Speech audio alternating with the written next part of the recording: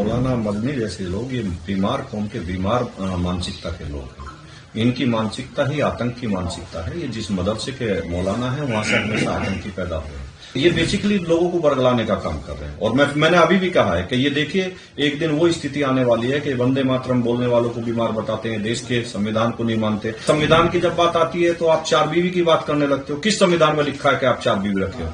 तब तो आप सरिया की बात करते हो। देखिए जिहाद प्योरली आतंकवाद है, चाहे वो लव जिहाद हो, चाहे बोट जिहाद हो, चाहे वो लैंड जिहाद हो, चाहे जितनी तरीके के ये जिहाद है, ये आतंकी इसी तरीके के जिहाद चलाते हैं और ये आतंकी के समर्थक लोग हैं।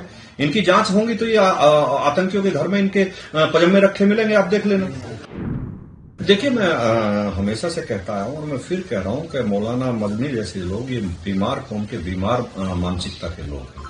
इनकी मानसिकता ही आतंक की मानसिकता है। ये जिस मदरसे के मौलाना है वहां से हमेशा आतंकी पैदा हुए और हमेशा से वहां से आतंकवाद चलता है। वहां हमेशा जांच होती रही है, हमेशा से वहां देश की एजेंसियों ने जांच की है, हमेशा से वहां आतंकवाद का पर्दाफाश होता रहा है। इसी तरीके से ये मौलाना बीमार ये बेसिकली लोगों को बरगलाने का काम कर रहे हैं। और मैंने अभी भी कहा है कि ये देखिए एक दिन वो स्थिति आने वाली है कि वंदे मातरम बोलने वालों को बीमार बताते हैं, देश के संविधान को नहीं मानते। अरे संविधान की जब बात आती है तो आप 4 बीवी की बात करने लगते हो। किस संविधान में लिखा है कि आप 4 बीवी रखे हो?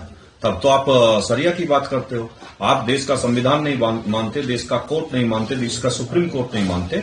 आपको मानना पड़ेगा, नहीं तो देश के लोग आपके पीछे इस तरीके से पड़े हैं कि आपको यहां से दौड़ा दौड़ा के मारेंगे और पाकिस्तान के लाहौर तक छोड़काएंगे, उससे नीचे नहीं छोड़ेंगे। जिहाद को लेकर उन्होंने कहा है कि जिहाद जरूरी है जब अत्याचार होगा। देखिए जिहाद प्योरली आतंकवाद है, चाहे वो लव जिहाद हो, चाहे बोट जिहाद हो, चाहे वो लैंड जिहाद हो, चाहे जितनी तरीके के ये जिहाद है, ये आतंकी इसी तरीके के जिहाद चलाते हैं और ये आतंकी के समर्थक लोग हैं।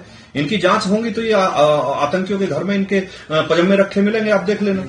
वोट जिहाद की आपने बात करी, SIR चल रहा है, किस तरीके की तैयारियां हैं? देखिए ये एक बहुत अच्छी व्यवस्था है और ये चुनाव आयोग की बहुत अच्छी व्यवस्था है। जिस तरीके की इन्होंने ये वोट जिहाद के नाम पर जिस तरीके से वोट बनाने का काम किया है, जो फर्जी वोट है वो काटी जाएंगी, जो सही वोट है देश के लोगों की वोट है वो रहेंगी। विपक्ष इसका विरोध कर रहा है, इसको लेकर क्या कहना है? विपक्ष तो अब कहीं कुछ है नहीं, बिहार में देख लिया, कहीं कुछ नहीं है। देश में आने वाले 25 साल किसी का कोई नंबर नहीं आ रहा है। विपक्ष बौखलाया हुआ फिर रहा है, विपक्ष में कुछ नहीं है।